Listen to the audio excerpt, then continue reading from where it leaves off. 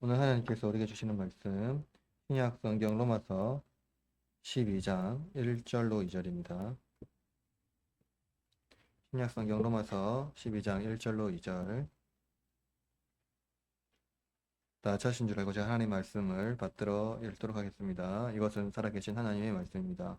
그러므로 형제들아 내가 하나님의 모든 자비하심으로 너희를 권하노니 너희 몸을 하나님이 기뻐하시는 거룩한 산 제물로 드리라. 이는 너희가 드릴 영적 예배니라. 너희는 이 세대를 본받지 말고 오직 마음을 새롭게 함으로 변화를 받아 하나님의 선하시고 기뻐하시고 온전하신 뜻이 무엇인지 분별하도록 하라.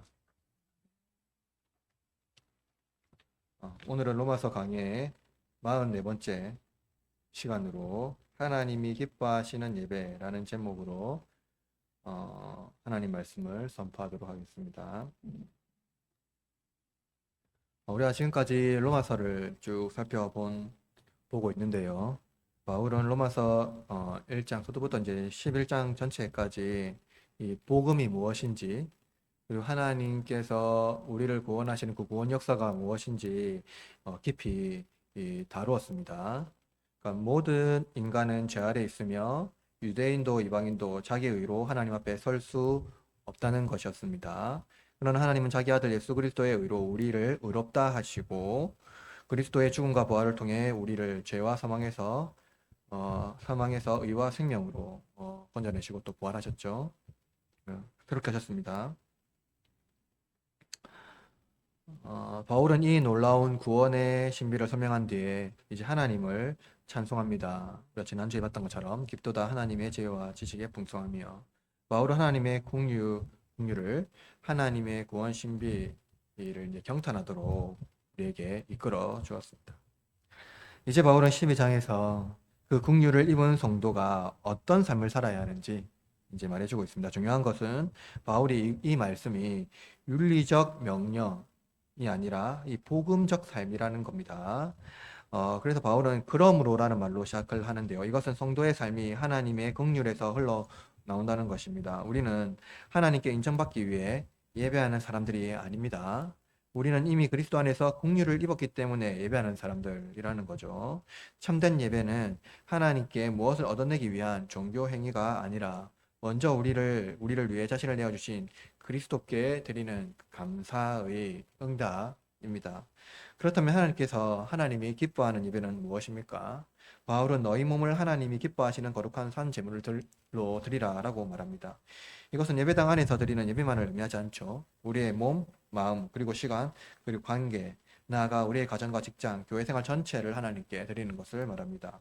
그리스도께서 우리를 위해 자기 몸을 아버지께 드리셨기 때문에 이제 긍휼을 입은 성도는 그리스도의 제물 되심을 따라서 자기 삶 전체를 하나님께 드려야 한다는 것입니다. 그러므로 참된 예배는 단순한 그냥 우리가 드리는 예배 의식이 아니고 또 감정적인 어떤 종교심도 아닙니다. 또 세상과 싸워서 이겨야 되는 어떤 투쟁, 그러한 어떤 이념도 아니라는 거예요. 참된 예배는 그리스도 안에서 하나님의 긍휼을 입은 사람이 이 세대 방식에 순응하지 않고 마음을 새롭게 하여 하나님의 뜻에 분별하도록 살아가는 삶을 말합니다. 우리는 세상을 미워하도록 부름받은 것이 아니라 세상 방식에 순응하지 않으면서도 하나님과 교제하고 그리스도의 긍휼을 따라 이웃을 섬기도록 부름을 받았습니다. 따라서 제가 여러분에게 설교하려는 목적은 이것입니다. 그리스도께서 하나님께 예배의 제물로 드리신 것 같이 여러분의 삶 전체를 하나님께 드리는 참된 예배자가 되게 하는 것입니다. 오늘 선포되는 말씀을 통해 우리 예배가 주일 한순간에 머물지 않고 우리 모든 삶 전체가 하나님이 기뻐하는 거룩한 산 제물로 드려지기를 바랍니다. 세 가지로 말씀을 전합니다. 첫 번째로는 하나님의 긍휼이 베풀어진 참된 예배입니다. 여러분, 인간은 부정어를 해석하지 못한다고 말합니다. 부정하지 말라 하는 것을 이해하지 못한다는 거예요. 인간은 부정어를 긍정어로 해석한다고 말해요. 그래서 하지 말라는 명령을 하라라는 명령으로 해석한다고 말합니다. 그런데 이것은 어떤 권력과 밀접하게 관련이 있습니다. 왜냐하면 부정어를 인간은 부정어를 억압과 제한으로 이해하고 이것을 자유를 침해하는 것으로 받아들이기 때문입니다. 그러나 권력을 가진 사람들은 억압과 제한에서 비교적 자유하죠.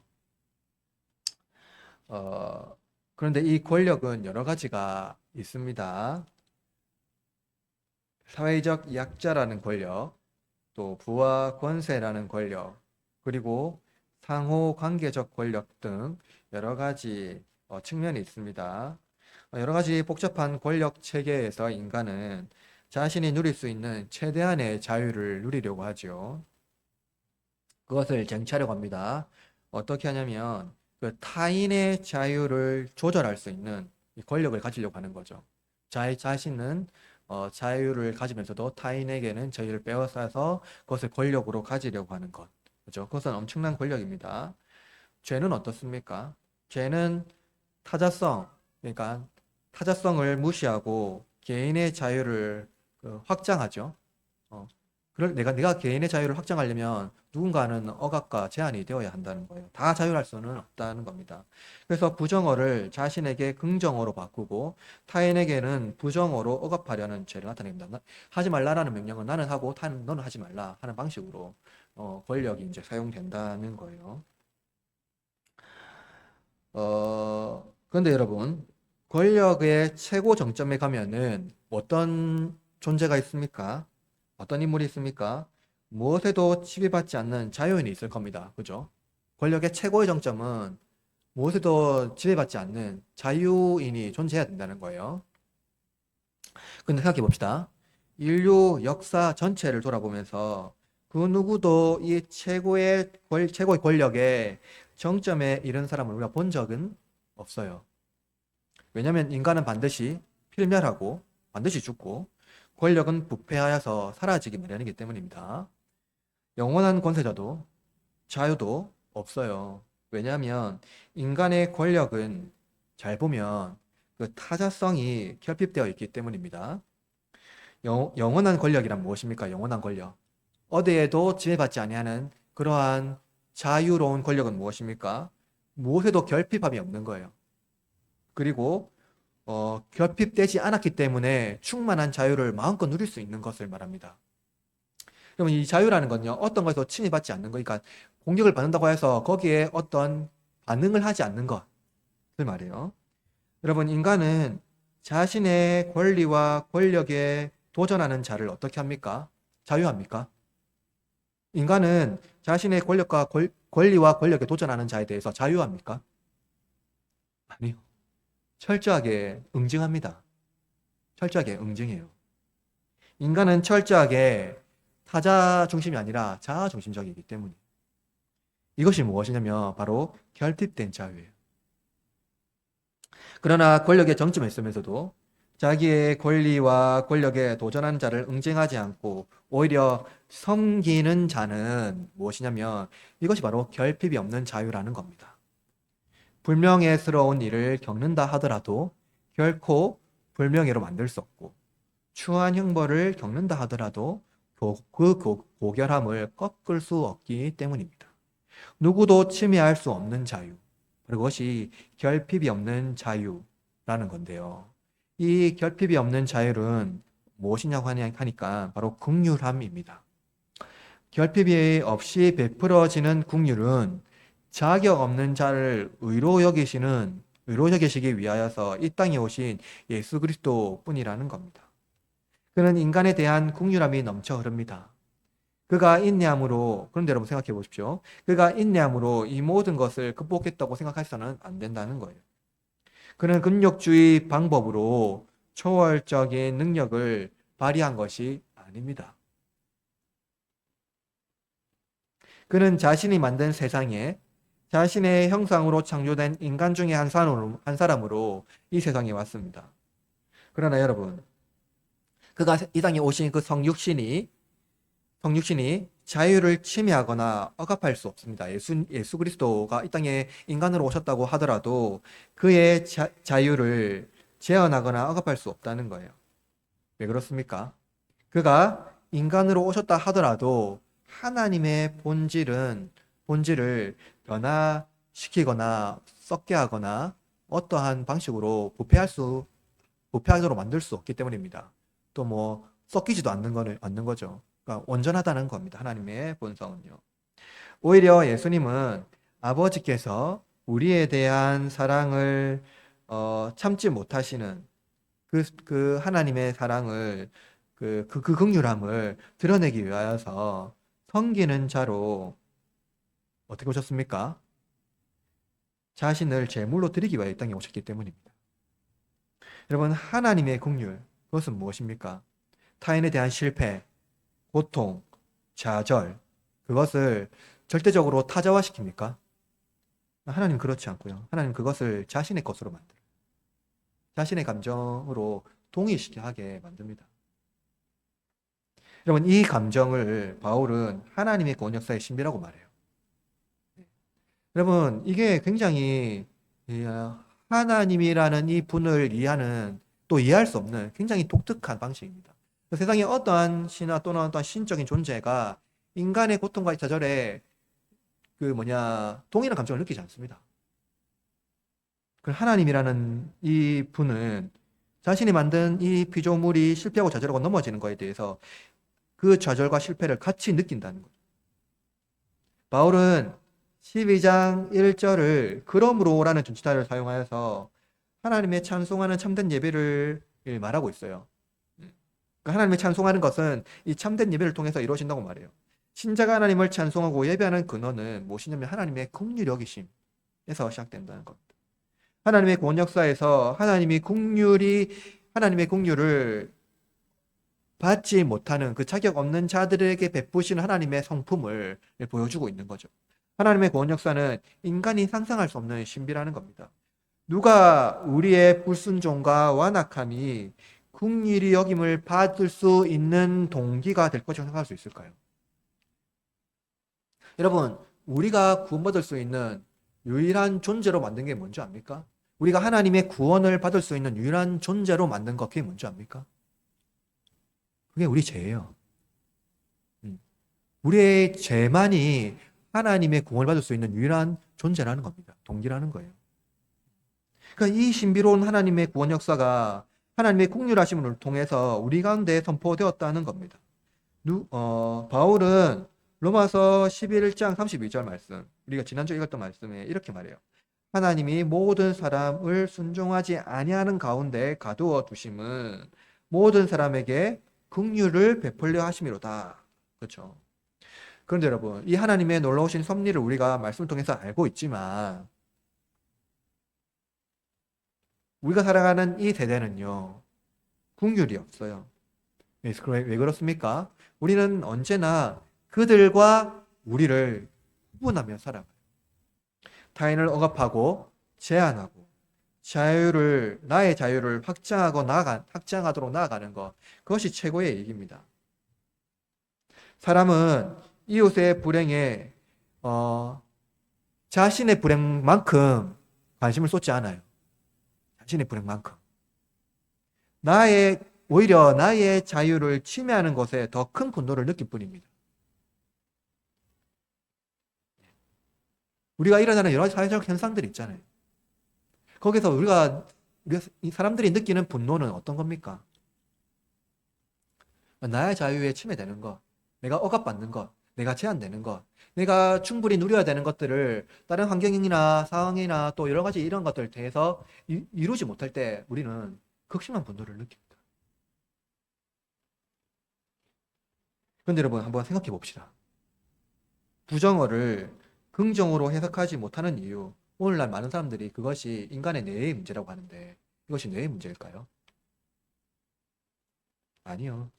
죄의 문제입니다. 자아중심적인 해석이 우리를 지배하는 한 결코 우리는 타자에 대한 국률한 감정을 제대로 해석하지 못해요. 우리가 느껴야 될 이 감정을 해석하지 못한다는 거예요.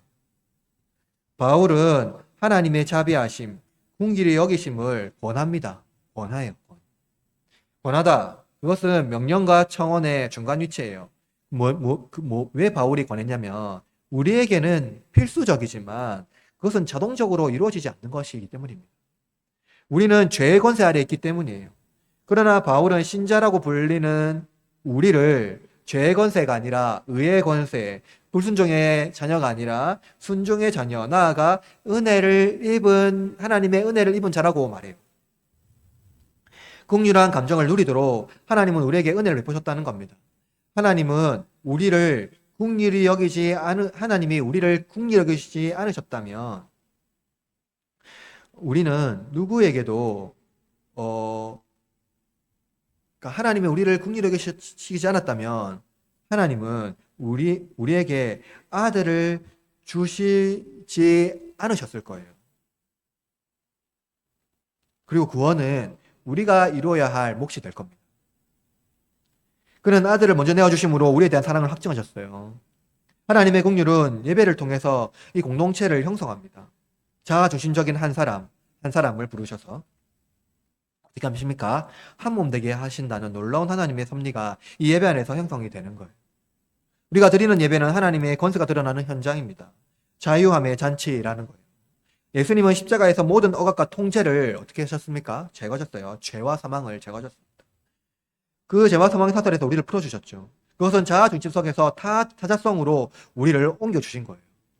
바로 예배에서 우리를 위하여 제단 위에 바쳐진 이 제물이 되신 예수님, 바로 그가 전적인 타자인 우리를 한 몸 되게 하셨다는 거예요. 그를 먹고 마시는 자는 그리스도의 긍휼을 먹고 마시는, 사분오열되어 있는 이 세상에서 그는 자신을 헐어서 우리를 하나 되게 하셨다는 거예요. 유대인과 이방인의 담을 헐어내듯이, 예수님께서 헐어냈듯이 우리의 예배는 공동체를 맡는 모든 담을 헐어내야 합니다. 여러분, 이 말씀을 기억하십시오. 예수님은 지극히 작은 자에게 행한 것, 그것을 나에게 행한 것이라고 말씀하셨어요. 지극히 작은 자에게 행한 것, 그것이 나에게 행한 것. 무엇입니까? 타자성이 없는 자들에게 그리스도는 자신을 헐어서 우리를 그들과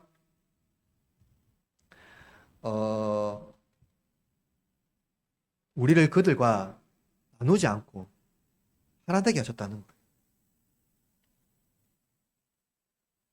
바로 이것이 긍휼함의 근원입니다. 끊임없이 그들과 우리를 구분하지만 예수님은 그들과 우리를 구분하지 않고 예수 그리스도 자신의 몸을 헐어서 하나 되게 하셨다는 겁니다. 참된 자유는 타인의 자유를 빼앗는 것이 아니라 함께 누리는 것입니다. 비록 우리가 살아가는 세상이 결핍된 자유, 결핍된 은혜이지만 우리 하나님은 이런 우리가 성령 충만하도록 지속적으로 채워주신다는 것을 여러분 믿으시기를 바랍니다. 이것을 긍휼히 여기는 감정, 그것은 하나님께서 우리에게 베푸시는 그 은혜에서 비롯된다는 것. 이것은 참된 자유를 누리는 은혜입니다. 그러므로 죄에게 종노릇 하지 말고 은혜의 종노릇 해야 한다는 거예요. 우리를 억압하고 우리를 분노케 하는 것에서 참된 자유를 누리는 것, 그것은 우리가 받은 것에 대해서 응징하는 것이 아니라 긍휼히 여기는 것, 그것이 바로 참된 자유, 그것이 바로 이 예배 현장에서 형성이 된다 하는 겁니다. 그렇다면 여러분, 둘째, 거룩한 제물로 드리는 참된 예배는 무엇입니까? 바울은 하나님의 긍휼을 배경으로 청중에게 호소하는 것은 너희 몸을 하나님이 기뻐하시는 거룩한 산 제물로 드리라라는 거예요. 정확하게 말하면, 번역해서 말하면 헬러를 정확하게 이제 제가 지적하면 이렇습니다. 너희 몸들을 하나님께 기쁨이 되는 거룩한 살아있는 제물로 드리라는 거예요. 본문에서 바울은 제물이라는 단어를 사용하잖아요. 제물. 예. 이 제물이라는 단어는 구약 제사에서 흔히 사용하는 단어입니다. 그것은 뭐냐면 거룩한 산 제물, 거룩한 제물입니다. 거룩한 제물입니다. 거룩한 제물은 흠이 없는 온전한 제물이에요. 그러니까 하나님께 바쳐지는 제물은 흠 있는 제물이 아니라 거룩한, 그리고 흠이 없는 제물이라는 겁니다. 바울은 이스라엘 제사 제도를 가져와서 말한 것으로 보이는데요. 또 그것은 뭡니까? 바울 당시 그리고 이전에 고대에서 이교도들이 드리던 인신 제사를 떠올리게 합니다. 바울은 지금 제사를 말하면서 지금까지 하나님의 성품과 어울리지 아니하는 이상한 제사를 말하고 있는 것처럼 보여요. 그렇죠? 여러분, 구약의 제사는 살아있는 제물이 아닙니다. 죽은 짐승을 제물로 드렸어요.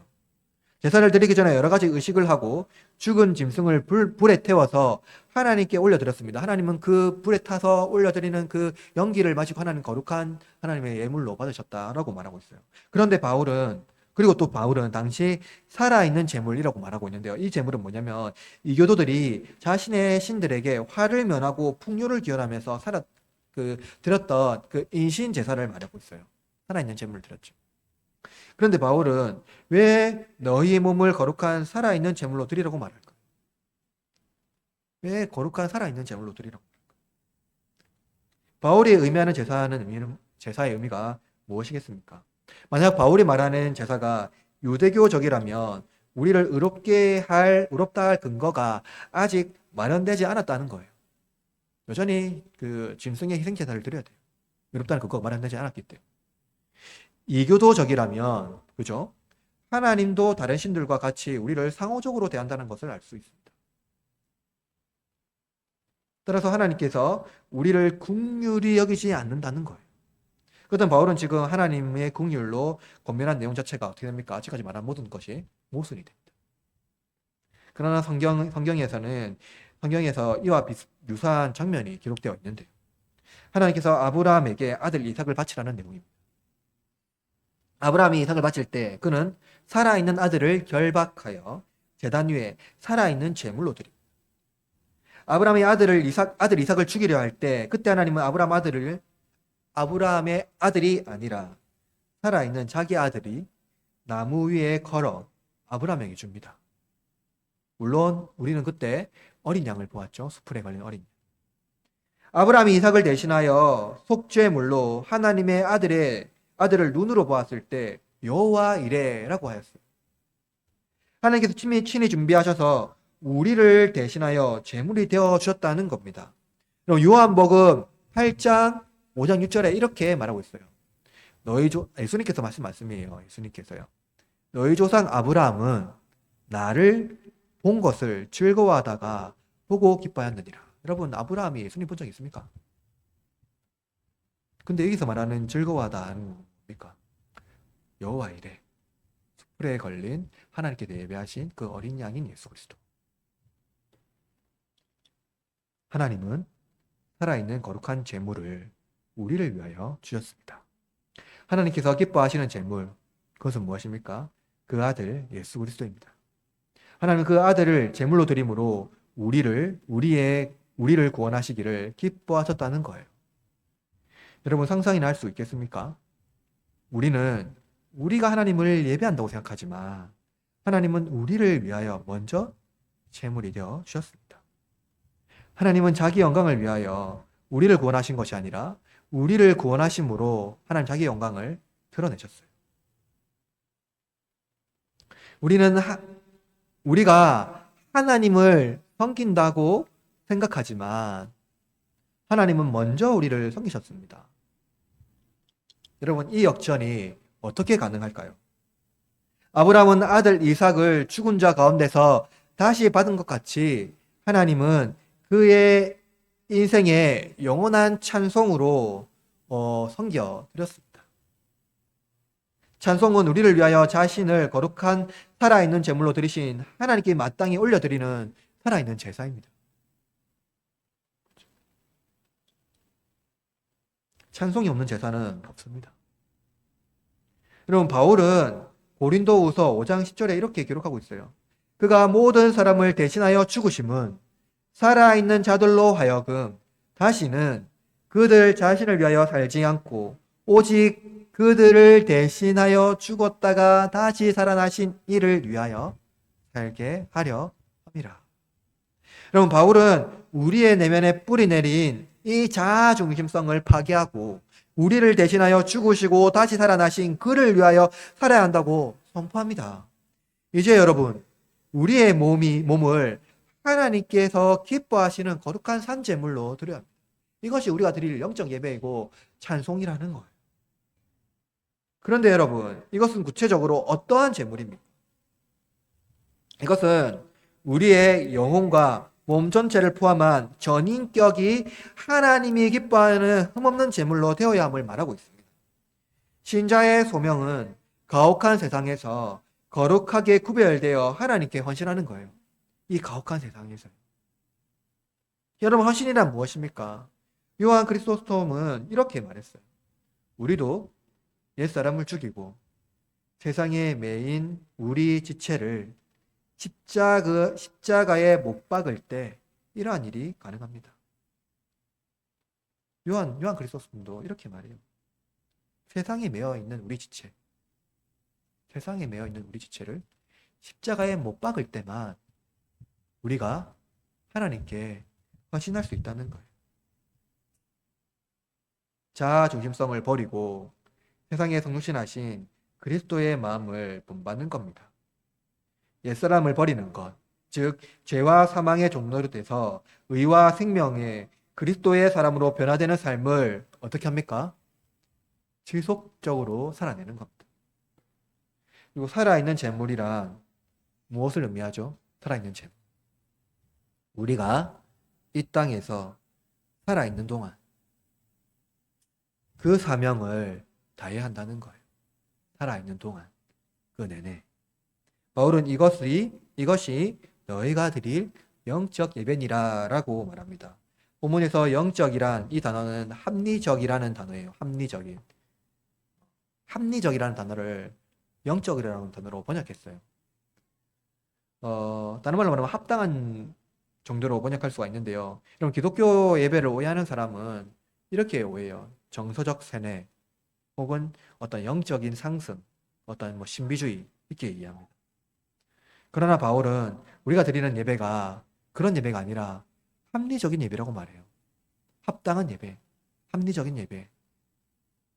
그것은 우리의 내면을 드높여서 금욕주의적인 삶을 추구하는 것이 아닙니다. 우리의 내면을 드높여가지고 어떤 금욕적인 삶만 추구하고 그래서 어떤 수도적 삶을 살아라 라고 말하는 것이 아니라는 거예요. 여러분, 초대교회 당시 순교는 강력한 영적인 능력이었어요. 순교요. 순교자는 최고의 성인이 되었고 추앙받는 신앙의 모델이었습니다. 순교의 열정은 사람들의 사이에서 각인될 뿐만 아니라 영원히 기억되는 존재로 남았습니다. 그러나 여러분, 이처럼 고결한 것을 취하면서도 인간은 자기 중심성을 포기하지 않습니다. 순교, 너무 고결한 거 아닙니까? 근데 여러분, 우리 고신교단이잖아요. 우리 고신교단의 가장 강력한 뭡니까? 신앙의 우상이 뭐예요? 순교입니다. 그게 요즘 우리의 우상이 되어버렸어요.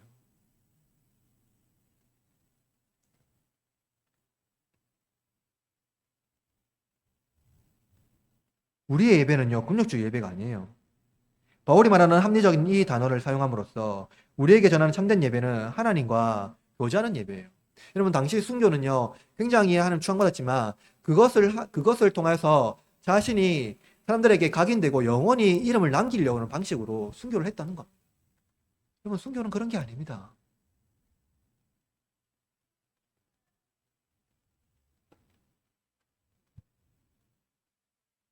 요한은 이렇게 말했어요. 참된 예배는 그리스도에 의한 영적 사역과 대화를 의미합니다. 따라서 하나님의 전에서 섬기는 사람, 무슨 일이든 끊임없이 자기 성찰을 통해 끊임없이 더욱 품이 있는 사람이 되어야 한다고 말해요. 그는 자신이 좋아하는 장소, 사람들 사이에서 섬기라고 말하지 않았어요. 내가 좋아하는 장소, 내가 좋아하는 사람들 사이에서 섬기라고 말하지 않았습니다. 하나님은 하나님을 대적하는 원수된 바로 이 세상에서 우리 중에 한 사람으로 오셨어요. 우리에게 호의를 베풀지 않는 사람, 우리에게 좋은 인상을 가지 않는 사람 중에 더욱 품이 있는 사람이 되어야 한다고 성경은 말하고 있고 요한 그리스도스님이 말하고 있는 겁니다. 여러분, 그것은 어떻게 가능합니까? 이 예배를 통해서 가능하다는 거예요. 이 예배를 통해서 하나님과 사귐을 통해서 가능하다는 겁니다.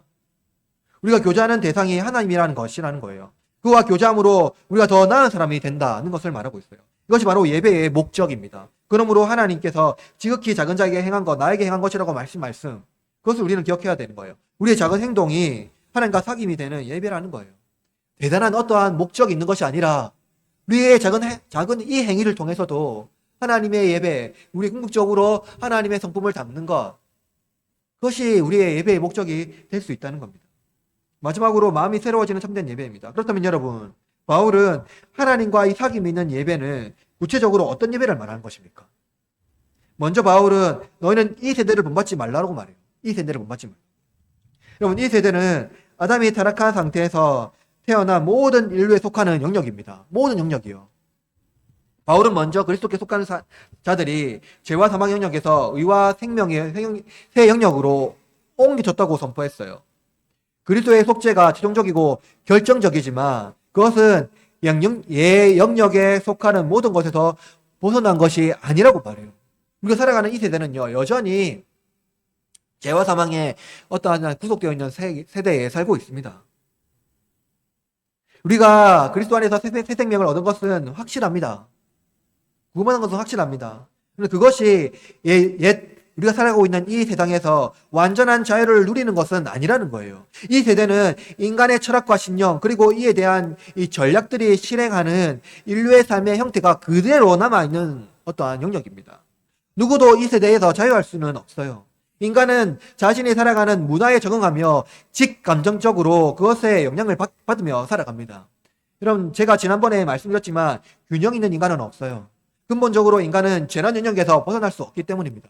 그러므로 바울은 타락한 세상에 대한 이 저항을 요구하고 있는 거예요. 로마서 6장 6절에 이렇게 말합니다. 우리가 알거니와 우리의 옛사람이 예수와 함께 십자가에 못 박힌 것은 죄의 몸이 죽어 다시는 우리가 죄에게 종노릇하지 아니하려 함이니라고 말해요. 우리가 죄에 지지 않기 위하여 죄에 대하여 저항하고 은혜에 종노릇해야 한다는 것입니다. 죄를 저항해야 한다는 거예요. 바울은 이 세대를 본받지 말라라는 신자의 태도를 강력하게 요구합니다. 본받지 말라라는 이 헬라어 의미를 정확하게 번역하면요, 순응하지 말라는 거예요. 이는 세상의 방법에 순응하지 말고 그것이 요구하는 것을 저항하라는 거예요. 그러나 여기서 우리는 매우 유의할 것이 있습니다. 특별히 이 본문을 아주 잘 사용하는 방법이 있는 방식이 뭐냐면 세상과 저항하면서 싸우라는 거예요. 이것을 어떻게 가져오냐면 이념적으로 가지고.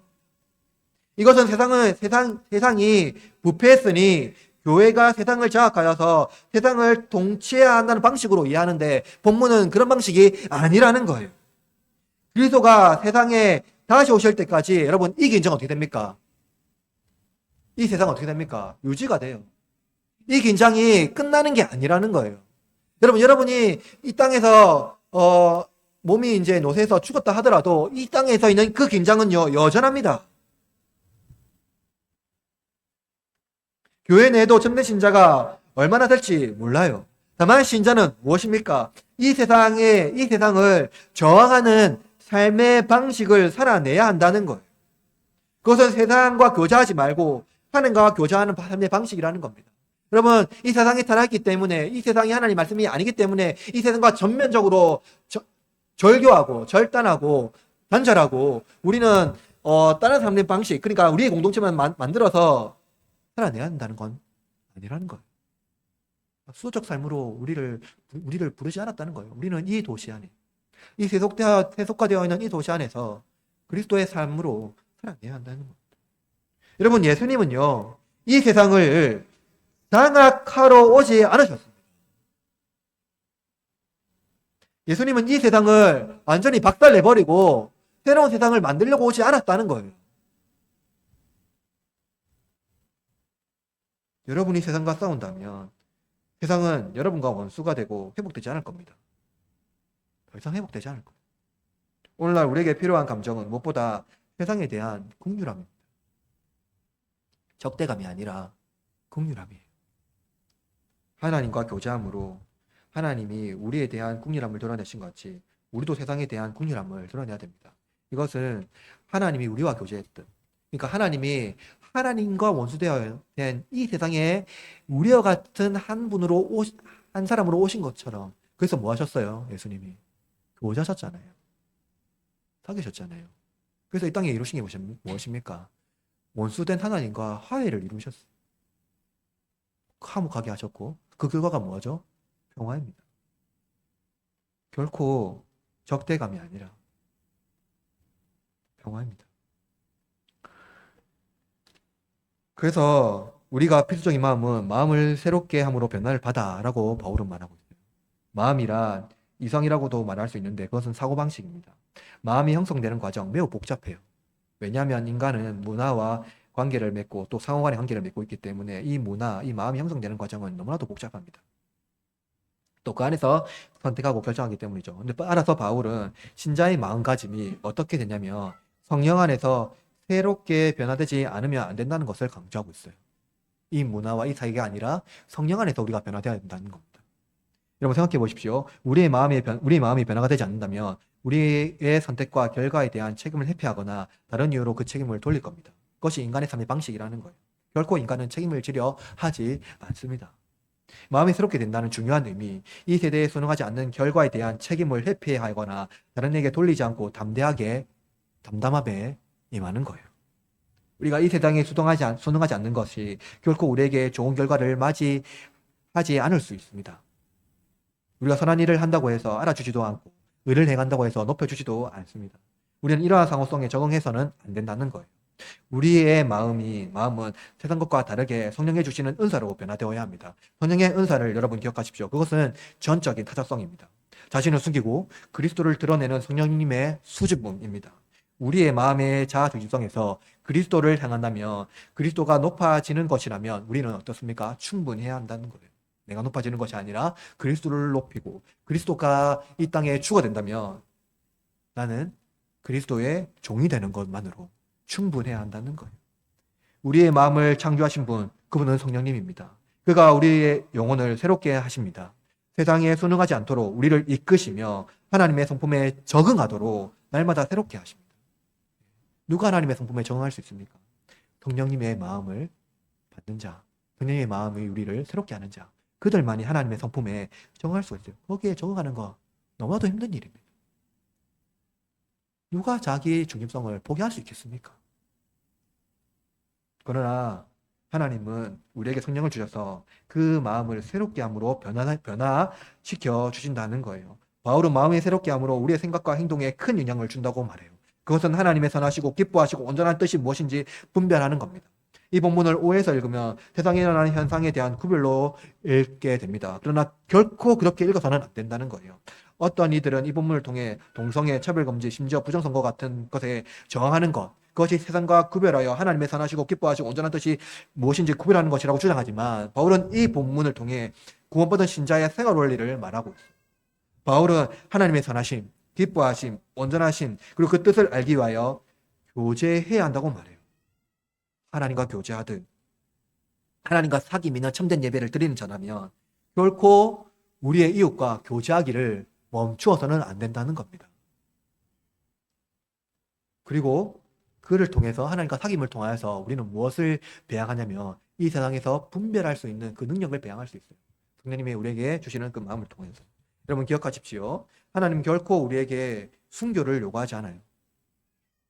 세상은 부정하고 틀린 길로 가니까 우리가 나서서 죽기를 두려워하지 말고 나서서 싸우자라고 투쟁하는 것을 하나님 결코 우리에게 요구하지 않습니다. 이들 사이에 서서 자기 이름을 남기려고 하지 마세요. 바울이 말하는 분별은 침묵하는 것도 아니고 동조하는 것도 아닙니다. 그것은 무엇이냐면 하나님과 사귐으로 이 세대에 저항하고 분별하는 삶을 살아내는 것입니다. 그것은 적극적인 삶의 태도로 나타나는 것이지 투쟁으로 나타나는 것은 결코 아니라는 거예요. 그러나 만약 여러분 이것은 반드시 기억해야 됩니다. 우리 선배의 우리 고신신앙의 선배 그리고 우리 초대교회 신앙의 선배들 그들이 초기 맞았던 그 순교는 무엇입니까? 그들이 순교를 원해서 순교한 것은 아닙니다. 우리는 언제 순교해야 되죠? 하나님 결코 야 너 나서서 순교해라 해라. 네가 순교해야지 한국교회가 살아난다 이렇게 말하지 않아요. 어떨 때 순교해야 됩니까? 우리가 삶을 그렇게 살아낼 때 그럼에도 불구하고 우리를 대적하고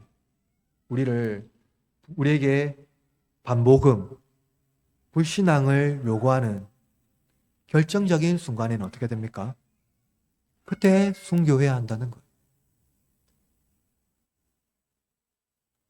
나를 죽여주십시오 하고 나서는 것이 아니라 결정적인 순간, 누구도 나서지 않고 오히려 우리의 생명을 요구하는 그 순간에 그때 순교해야 된다고 말하고 있습니다. 예수님은 수차례 당신은 하나님의 아들 그리스도입니다 라고 고백하는 사람들의 입을 조심시켰고 그 소문이 퍼지며 그 장소를 떠났습니다. 그러나 마지막 결정적인 장면에서 빌라도가 내가 하나님의 아들 그리스도냐 라고 질문하셨을 때 예수님은 피하지 않으셨습니다. 내가 그다. 여러분, 이것이 순교입니다. 이것이 신자의 고백이 되어야 한다는 겁니다. 나를 들어 순교조차도 자아 중심성이 드러날 수 있다는 거예요. 기독교 예배는 혁명이 아니라 삶입니다. 하나님과 사귀는 것입니다. 하나님을 기쁘게 하는 것은 하나님과 함께하는 작은 삶이라도 교제하며 살아내는 거예요. 여러분, 가장 작은 자에게 한 것이 나에게 한 것이라는 이 말씀, 그것은 무엇이냐면 그것이 바로 우리의 삶의 형태에서 순교적 삶을 드러내는 방식. 아주 작은 삶의 형태라도 예수님 말씀에 부합하며 살아내는 삶의 방식. 그러니까 예수님과 교제하듯 예수님께서 나에게 주신 그 작은 자와 함께 교제하기를 마다하지 아니하는 이 삶.